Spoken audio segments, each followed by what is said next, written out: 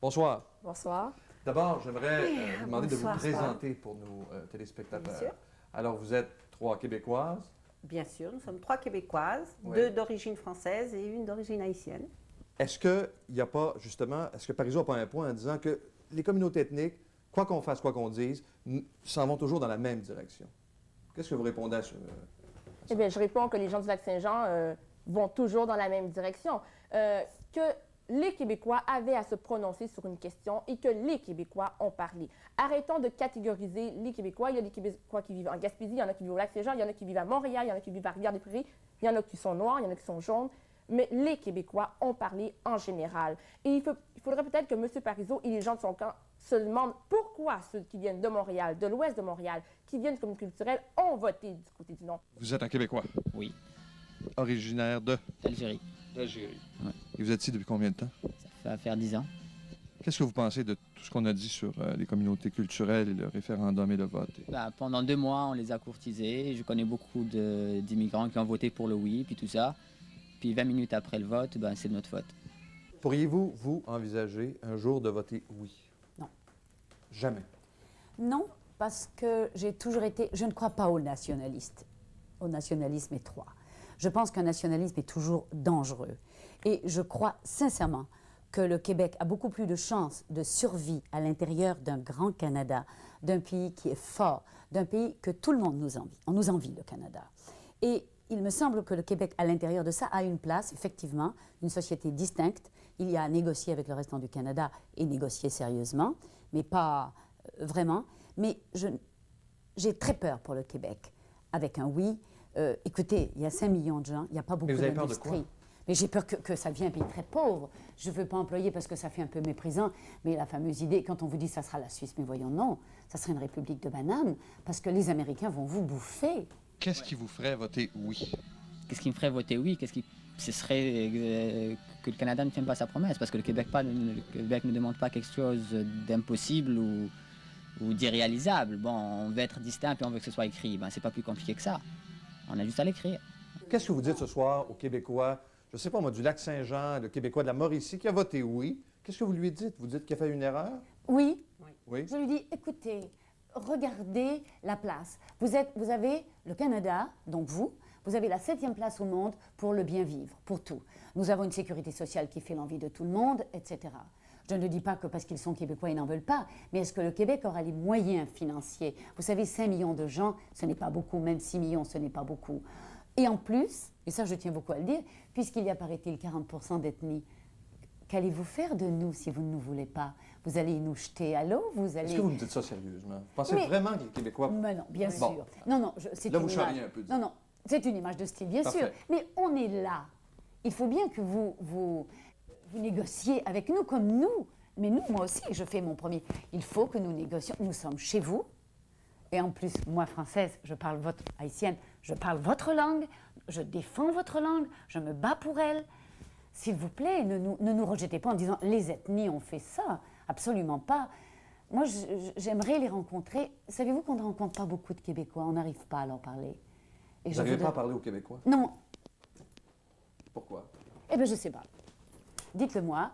On a l'impression que dès que nous abordons ce problème, il y a tout de suite un mécanisme de défense. Alors, il serait facile de dire de racisme. Je ne veux pas employer ça, absolument pas. Moi, je ne suis pas comme M. Parizeau. Je ne veux pas faire un appel à la violence. Mais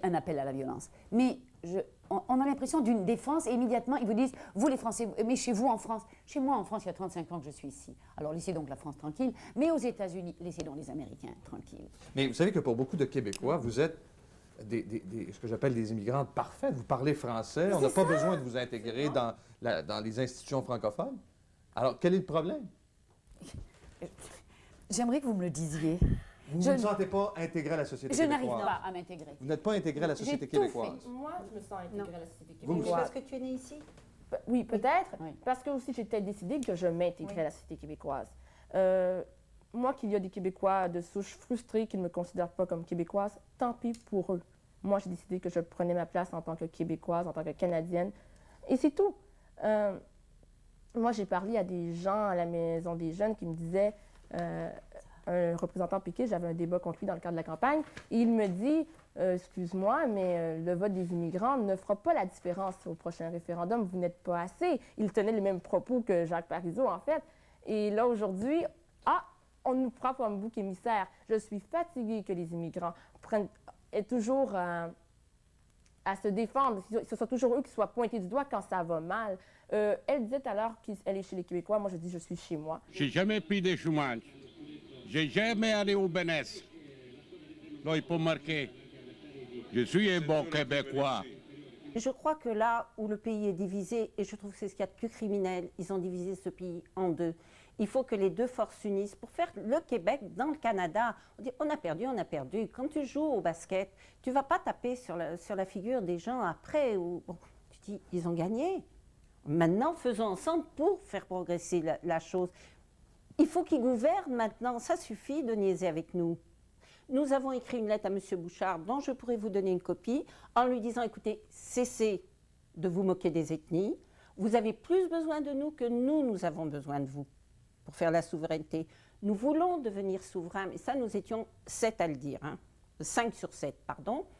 Mais nous voulons donc devenir souverains avec vous, mais nous allons nous démarquer du Bloc québécois si vous n'êtes pas plus sérieux et du Parti québécois. Pas de réponse. J'ai appelé partout, on a téléphoné, M. Umberto Di Genova, Arthur Kaplan et moi-même, surtout tous les trois, on a appelé partout, on a appelé au Bloc, on a appelé les dirigeants, j'ai même appelé le bureau de M. Parizeau pour dire faites quelque chose. Il y a 25% là-dedans, c'était des Québécois qui ont dit non aussi. Puis lui vient de dire que c'est les ethniques qui ont dit non. Ça, c'est pas correct, qu'est-ce qu'il a dit.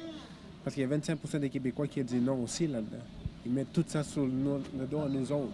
Si on ramasse tout ça, il y a eu un référendum au Québec, le non l'emporte, c'est cependant très divisé, on l'a vu 50-50. M. Parizeau a tenu des propos, il y a M. Bouchard qui s'en est dissocié, M. Parizeau a démissionné. Vous vous retrouvez comment dans tout ça? Dans le Québec, là, de l'après-référendum? Est-ce que vous avez peur? Est-ce que vous dites avoir commencé? Comment vous vous sentez? Tiens, madame. Eux, ils doivent vivre avec nous, mais nous, il faut aussi qu'on vive avec eux. Donc, essayons donc de nous sourire et de nous dire, cessons-nous de nous détester ou de nous dire les gna. Disons-nous, on va le construire, ce pays. Et puis notre langue, elle n'est pas prête de disparaître.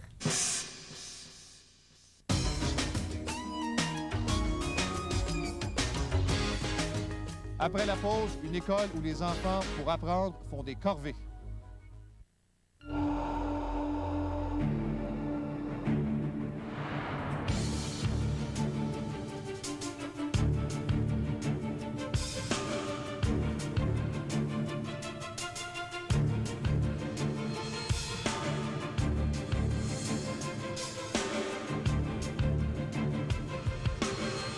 Qu'importe ce que vous écrivez sur les côtés, tant que vous avez ces 3 lettres à l'avant. GMC, 3 lettres qui en disent long. Je m'en vais voir ma tante Huguette, elle est en manque de Petit Québec. Depuis qu'elle reste aux États, la pauvre, elle s'ennuie assez de notre petit préféré, là. Je la comprends. Il est tellement bon pis doux, ce fromage-là, c'est dur de s'en passer. Il est pas pire. Du Petit Québec pour l'homme. Very good. C'est votre première fois, pour vous. Profitez-en, il n'y en a pas chez vous. Le fromage Petit Québec, juste pour nous. Ça goûte chez nous. La réputation de Vitres teintées MG, les plus à faire dans le domaine de l'automobile, résidentiel et commercial. Nous sommes reconnus comme les spécialistes des vitres teintées. De plus, Vitres teintées MG vous offre maintenant pour votre sécurité un tout nouveau film protecteur qui renforce vos vitres et décourage les voleurs. Pour votre confort et une meilleure protection contre les rayons UV, on peut teinter tout genre et tout style de vitres. Vitres teintées MG est synonyme de confiance, protection et confort. Pour une estimation gratuite partout au Québec, composez le 514-681-1312.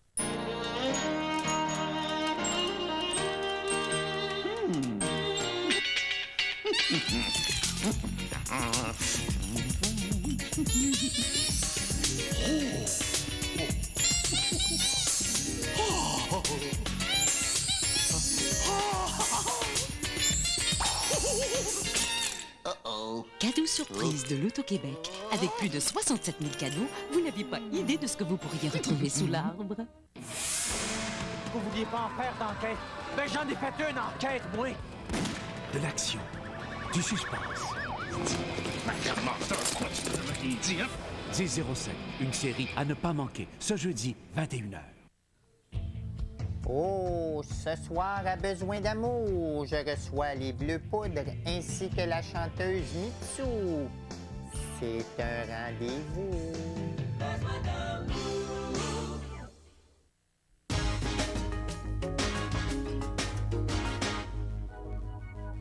Tous les parents du Québec souhaitent la meilleure école possible pour leurs enfants. Des parents sur la rive sud de Montréal ont choisi l'école alternative La Clé des Champs. Vous verrez dans le reportage que nous a préparé François Dallaire que les méthodes d'enseignement sont un peu particulières, que les conditions d'éducation ne sont pas ce qu'il y a de mieux et les résultats pour l'enfant sont parfois désastreux. Le directeur de l'école a refusé de répondre à nos questions et a refusé aussi de nous donner l'accès à l'école. L'école alternative. L'école alternative est presque un rêve pour tous les jeunes. Je me souviendrai toujours de ces journées passées dans le verger ou dans le bois. C'était si parfait, même peut-être un peu trop.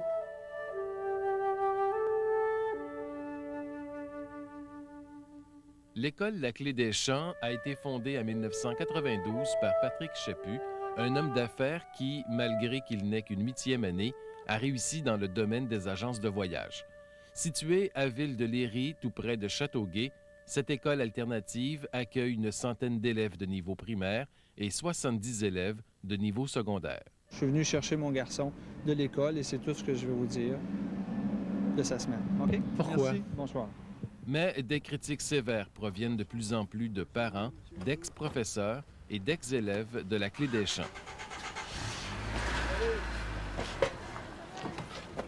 Si j'ai des mauvais souvenirs, c'est assurément parce qu'au niveau académique, c'est très faible, pour ne pas dire presque zéro. C'est vraiment très faible. C'était le fun, il y avait des animaux, tu pouvais faire des dictations, tout ça, mais tu n'apprenais presque pas ça, là, tu n'apprenais rien. Tu pouvais aller jouer dehors n'importe quand. Une école alternative, pour moi, c'était pas juste là, le party, le fun, jouer dehors, les animaux, tout ça. C'était aussi, il faut t'apprendre de quoi. Puis là, le vrai pédagogique, c'était comme moi, le verbe être puis le verbe avoir, c'était important. Puis là, je le voyais pas, ça. Cette mère de famille a envoyé 2 de ses enfants à la Clé des Champs dès la première année d'existence de cette école. Elle en veut au directeur qui laisse peu de place, dit-elle, aux parents. On ne peut pas communiquer avec lui. On ne peut pas. C'est toujours... c'est son école, c'est sa méthode. Les parents, on n'avait aucun mot à dire. On n'était pas respectés.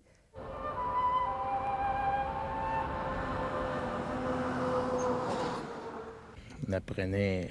C'est à faire les fondations, des choses comme ça, des projets. Puis on pouvait faire les mathématiques, mais c'est nous qui décidions quand on en faisait. Disons que je faisais plus de projets que de matières académiques. Les projets dont parle cet élève de niveau secondaire consistent à construire différents objets utiles à l'école. Des boîtes à fleurs, des glissades, des fondations pour de nouvelles classes. Quand on dit, bien, écoute, les enfants vont apprendre qu'est-ce qu'un centimètre et un mètre, lorsqu'ils vont construire, par exemple, à l'extérieur une cabane, ils vont prendre leur mètre à mesurer, ils vont mesurer, et là, ils vont comprendre qu'un mètre, ça donne telle distance, et 1,5 mètre, ça donne telle autre distance. Puis là, bien, ils ont fini leur cabane, alors tu peux dire, maintenant, tu as atteint l'objectif. C'est pas vérifié parce qu'on n'a pas d'instrument de mesure. Instrument de mesure, j'entends examen. Examen, c'est pas dans cette école. Pas d'examen et le contrôle du ministère de l'Éducation se résume à une visite par année, une visite prévue et annoncée. Je me rappelle quand on était là la première année, Patrick a dit « Amenez tous les enfants, on fait le gros nettoyage. » Là, il avait collé des posters du programme sur le mur, puis le ministère s'en venait. Nous avions l'impression de travailler dur, mais une journée en alternatif n'égalait jamais une journée de travail traditionnelle. Si nous nous aurions mieux organisés, peut-être que nous aurions pu apprendre davantage. J'en apprends bien plus qu'à la Clé des Champs. Parce que, tu sais, ici, les professeurs, ils veulent que tu apprennes, tu sais, ils te forcent. Sébastien Barbeau et son copain Philippe Bédard ont quitté volontairement la Clé des Champs après y être demeurés 2 ans. Le retour à l'école traditionnelle a été difficile. C'est sûr qu'on est moins bon. Quand tu regardes, eux autres, ils comprennent. Si on a des affaires qu'on comprend pas, ben on va voir Mme Raton. Ça, c'est sûr qu'elle a su qu'on est allé à la Clé des Champs. Fait qu'elle sait pourquoi qu'on comprend pas. Leur professeur, José Breton, a aussi enseigné à la Clé des Champs. C'est des enfants qui sont beaucoup plus insécures.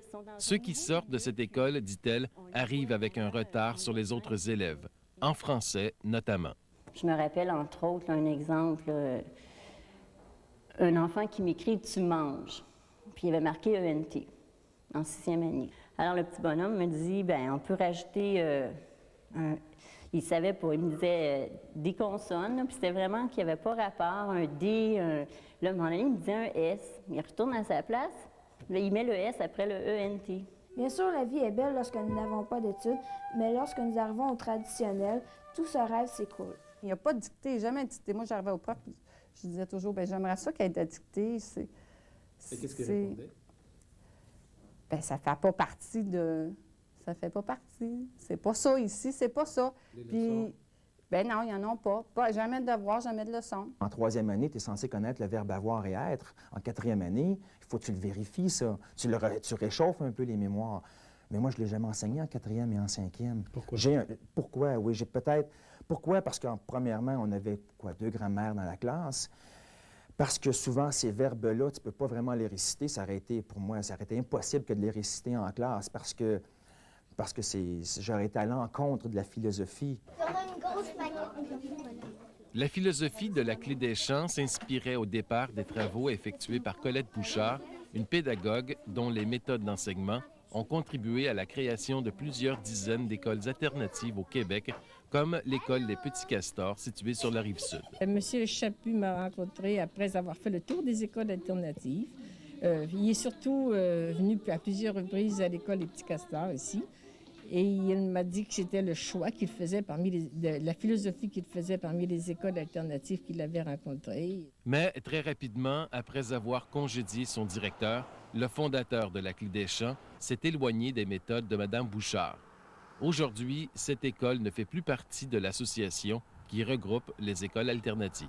On a eu affaire avec lui ici à l'association et on s'est aperçu, il nous a dit très clairement que la gestion participative, c'était une valeur à laquelle il n'adhérait pas. Alors, en ce sens-là, est-ce que nous, on l'a refusé, est-ce que lui est parti? Enfin, nous, quelqu'un qui ne respecte pas nos valeurs, je ne verrais pas pourquoi il serait membre de notre association. Vous n'avez pas le droit d'être sur un chemin de droite. Ça, c'est un chemin public, ça, monsieur. Oui, mais vous n'avez pas le droit. Ce professeur qui a tenté de nous interdire de filmer l'école a-t-il les compétences nécessaires pour enseigner? Selon différentes personnes à qui nous avons parlé, aucun des enseignants ne possède un brevet d'enseignement. Ouvrez la porte. Ouvrez la porte. Pourquoi vous n'avez pas d'ouvrir la porte? L'école accueille également des pensionnaires, mais n'a pas les infrastructures pour le faire adéquatement. La ville de Léry refuse pour l'instant d'accorder les permis autorisant la construction des classes et des dortoirs importés de Roumanie. Après avoir campé sous des tentes pendant près de 2 mois, les étudiants de niveau secondaire ont déménagé dans ce motel de Châteauguay, un immeuble qui porte les traces de plusieurs actes de vandalisme. En échange, le propriétaire leur fait exécuter des travaux de rénovation. Ben, l'arrangement, c'est que je fournissais mon local, puis en tour, puis les travaux qui se faisaient. Qu'est-ce que vous voulez dire? Les travaux, il y avait de la peinture, qui va être l'entente. Qui fait les travaux? Les jeunes, les parents, toute la gang. Les parents déboursent 2 000 $ par année en frais de scolarité. Une somme supplémentaire est également exigée pour les pensionnaires. Le ministère de l'Éducation ajoute par élève de niveau primaire 2 300 $. Au total, l'administration de la Clé des Champs reçoit plus d'un demi-million de dollars de différentes sources par année. Où va cet argent? Demandent les parents. Cette école, qui privilégie la liberté comme méthode d'enseignement, n'a pas hésité à faire intervenir la police pour nous empêcher de faire notre travail. Parents et professeurs demandent aujourd'hui la fermeture de la Clé des Champs.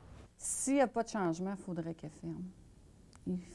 Une école ne peut pas continuer comme ça. S'il n'y a pas de changement dramatique, selon moi, c'est la fermeture qui serait la meilleure solution. S'il n'y a pas de changement, je pense que dramatique, vraiment de gros changements.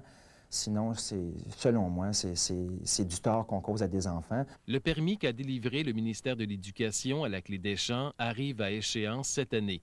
Pour obtenir que son permis soit renouvelé, Patrick Chaput devra prouver que son école respecte le régime pédagogique du ministère de l'Éducation. Bonjour, je n'ai pas à me présenter puisque vous savez que je viens de la Clé des Champs. Ce qui veut dire que je suis un jeune homme qui a complètement perdu sa 6e année et son secondaire 1. Bien sûr que ce n'était point déplaisant de courir et de jouer dans les champs toute l'après-midi.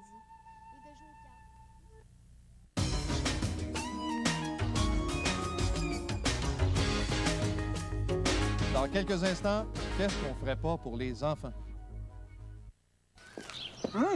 C'est pas la mayonnaise, ça. Ah non? Ça a plus de mordant, plus d'hommes. Plus de goût. Non, c'est non, mais qu'est-ce que vous faites avec des comédiens? Miracle Whip, c'est au vrai monde qu'il faut en parler. Ça, c'est de la Miracle Whip. Suivez-moi. Il y a rien, ça. Ah! Vous êtes un agent de sécurité, vous? Ouais. Alors goûtez à ceci. C'est bon, ça a du goût? Et 1/3 de moins de gras que la mayonnaise. Ah ouais? Si on compare Miracle Whip à la mayonnaise... Moins de gras, plus de goût. Il faut laisser ça ici. Désolé. Oh, vous voyez? Pauvre Roger, j'avais pourtant dit, moi, écoute le beau-frère, la meilleure place pour ton démarreur à distance, c'est chez le beau. Autrement, si tu vas ailleurs, tu cours après le trou, ben, il a voulu faire à sa tête. Oh, son char, parti, il est parti. Ben, ça fait une semaine qu'il court après. Ah! Oh! Mes pneus sont finis! Aïe, aïe!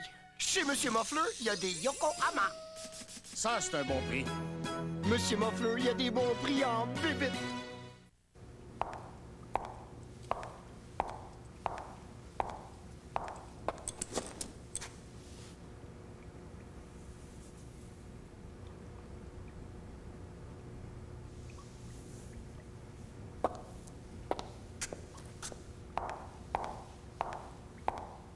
Les sous-vêtements Watsons, remarqués pour leur qualité depuis 1863.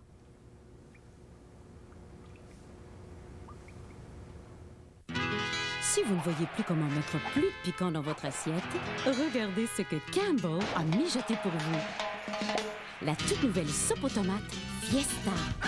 Une authentique saveur mexicaine, unique à Campbell. Un astucieux mélange de tomates juteuses, de jalapenos et d'épices choisies. Jamais vos fajitas au poulet n'auront été plus délicieusement mexicains. La nouvelle soupe aux tomates Fiesta de Campbell. Des mets mexicains. C'est bon!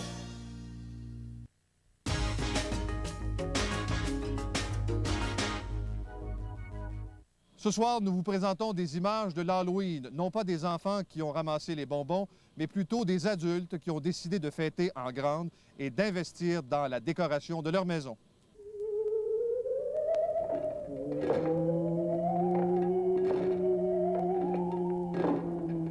On a commencé la décoration. En premier, c'était juste de mettre une série de citrouilles tout alentour du terrain. Puis, ensuite de ça, on a acheté des balles de foin, on a décidé de faire des bonhommes, puis on a continué tous les jours avec des nouvelles idées. C'est pour les enfants, mais je pense qu'à quelque part, c'était un peu pour nous autres aussi.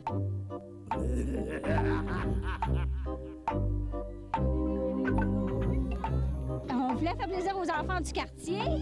Et puis, tous les ans, on fait des décors, mais cette année, on s'est mis à plusieurs parents, les parents des blocs ici. Et puis, j'ai fait des dessins. En partant des dessins, on a mis ça en gros. On calcule pas le temps, ça c'est sûr. Mais la moyenne des choses, c'est des lumières de maison, c'est des petits trucs. Les citrouilles nous ont été fournies par... Pourquoi autant d'écoles? Ah, pour le plaisir, pour faire plaisir aux autres, pour changer, là. Je sais pas, changer, ça fait changement. Le Noël, c'est rendu, c'est commercial. Tu donnes des bonbons, tu vas donner des cadeaux, puis merci, bye, puis c'est bon road. Parce que ça, c'est le fun, c'est des affaires qui se rappellent. À chaque année, tout le monde vient dans le bout, puis ils viennent voir.